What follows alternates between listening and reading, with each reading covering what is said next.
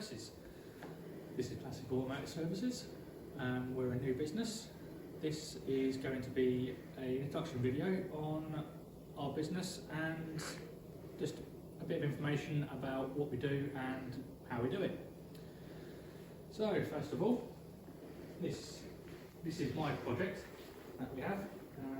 It's my 1976 Triumph Automotive 1300 that I'm building into a sort of track day, fast road, hill climb car, do a bit of fun with it, that sort of thing. Obviously it won't be keeping the 1300 engine in it anymore because no matter how hard you try, you couldn't make that thing fast.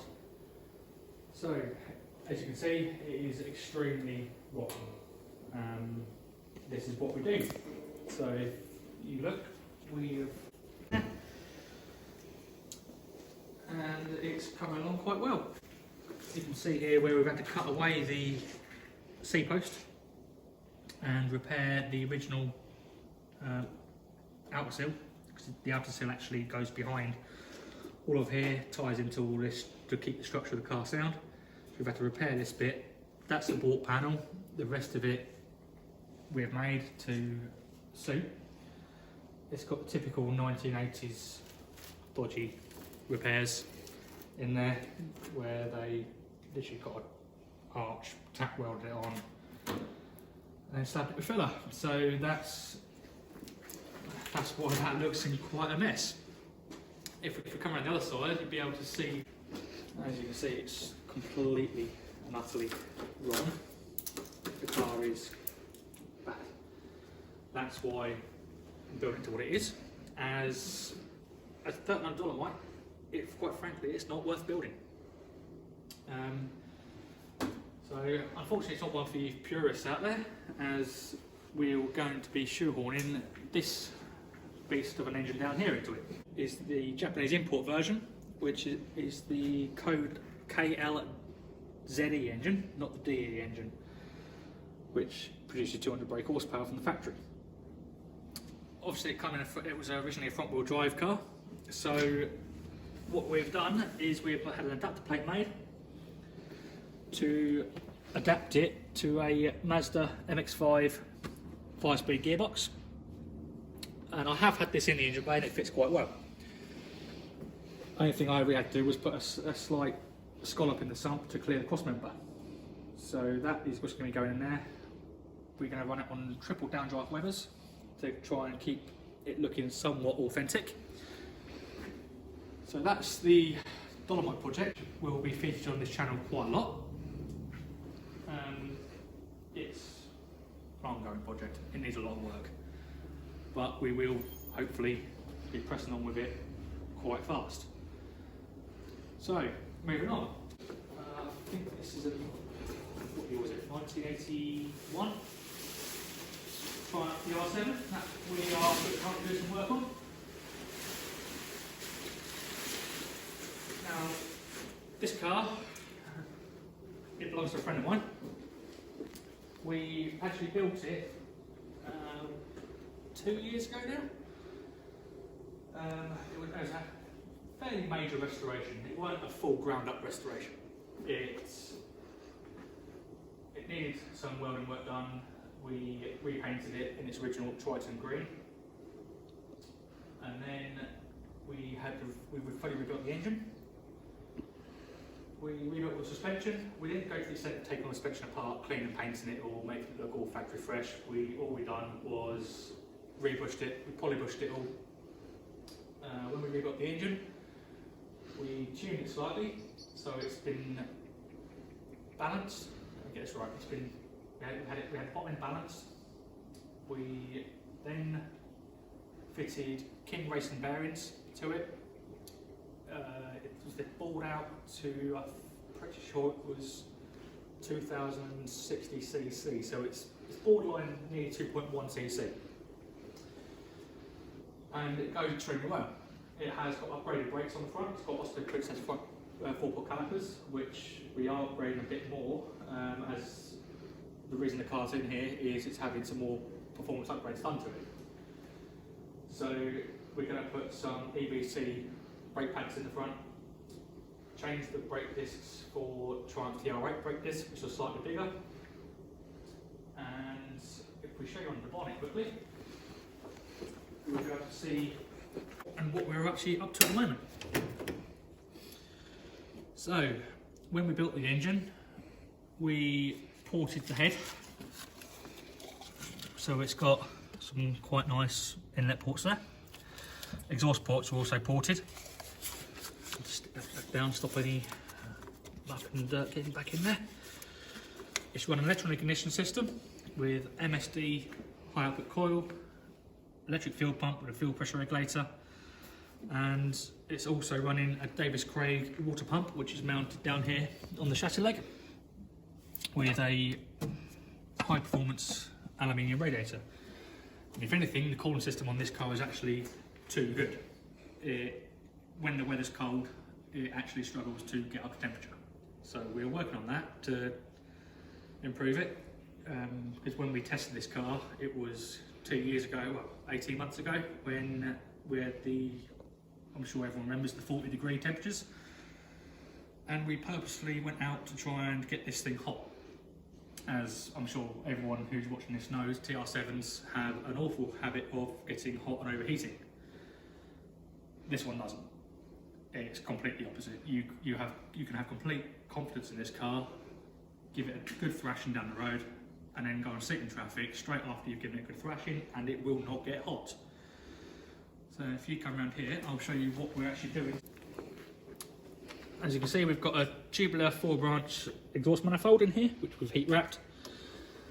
Under here, what we're doing at the moment is we have had a new Kent camshaft made, which is quite a high performance camshaft, which at the moment we're setting up all the valve clearances, because underneath all the buckets you've got shims, so it all needs fully reshimming to suit the new camshaft.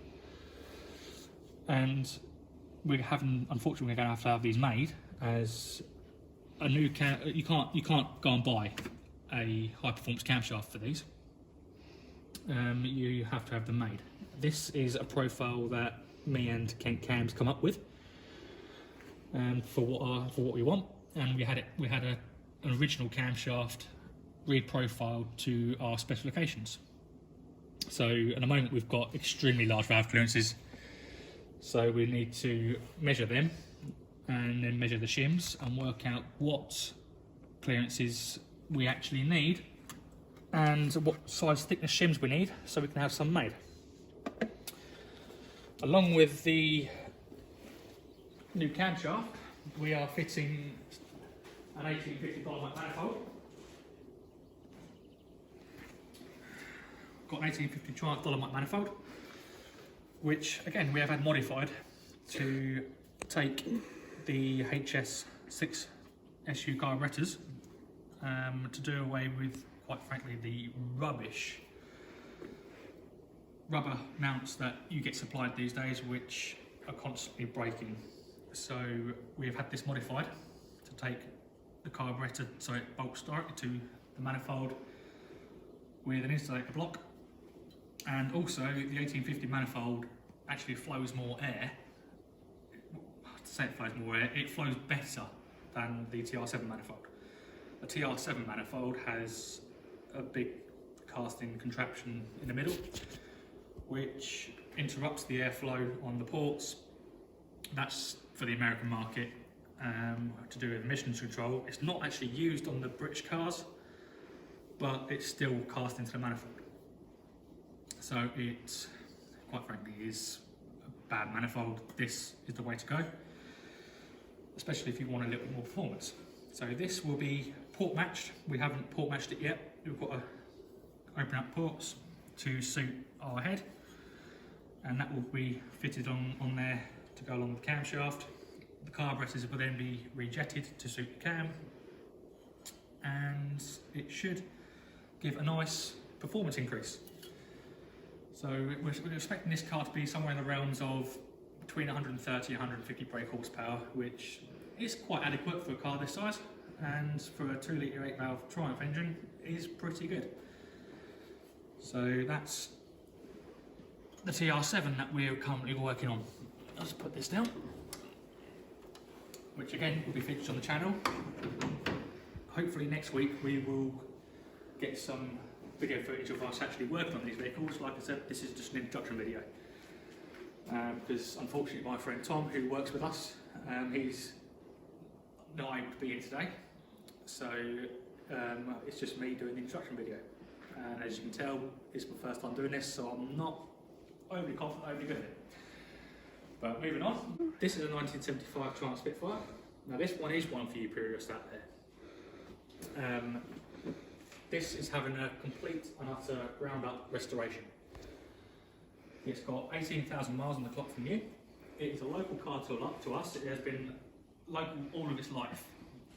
It was bought from a dealership in our hometown, Sandy. I believe it was called Harvey's Garage. Don't quote me on that. My dad, I don't know, but don't quote me on that. I believe it was Harvey's Garage, which was a British Leyland dealership on London Road in Sandy. It was purchased from there back in 1975, and it resided in Sheffield. So, and that's how it spent its life. But unfortunately, it got left to rack and ruin. It was extremely rotten. The restoration was started many years ago, as you can obviously tell. And we've now taken it on to basically, we're going to have to start again with it. We're going to have to take the body off the chassis, go through the whole lot again. Although it was all new underneath, everything is all brand new. It's just been sat so long, we need to go through it all again, repaint it all, check it all, refurbish it all. 99% of the welding work is done. The only bit that needs doing is the bonnet. Needs new front wings and a tiny couple of repairs on the front wheel arches. But as you can see from the inside of the car, the floor pans and everything are all perfect. The history of the car, it had new floor pans, in and outer sills, had door skins, rear wings, outer wheel arches, rear deck panel, scuttle panel, second-hand booted, the rear lighting panels replaced along with the rear valance. Quite frankly, it'd be easier to tell me the panels, for me to tell you the panels that are original than it would be to go on about the new panels.